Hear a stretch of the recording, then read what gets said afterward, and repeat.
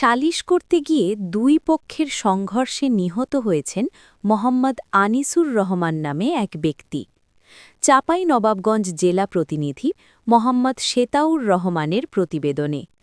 চাঁপাইনবাবগঞ্জের শিবগঞ্জ কোট বাজার এলাকায় পরকীয়ার সালিশ করতে গিয়ে দুই পক্ষের সংঘর্ষে নিহত হয়েছেন মোহাম্মদ আনিসুর রহমান নামে এক ব্যক্তি।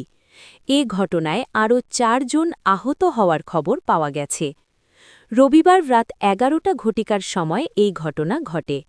স্থানীয় ও থানা সূত্রে জানা গেছে, মৃত আনিসুর রহমানের ছেলে আব্দুল আওয়ালের সাথে স্থানীয় এক মেয়ের পরকীয়ার সম্পর্কের জের ধরে আপোষ মীমাংসার লক্ষ্যে উভয় পক্ষের লোকজন বসে।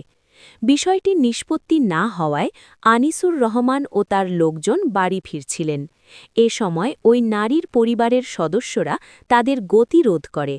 এতে আনিসুর রহমান ও তার লোকজনও প্রতিহত করার চেষ্টা করলে উভয় পক্ষ মারামারিতে জড়িয়ে পড়েন।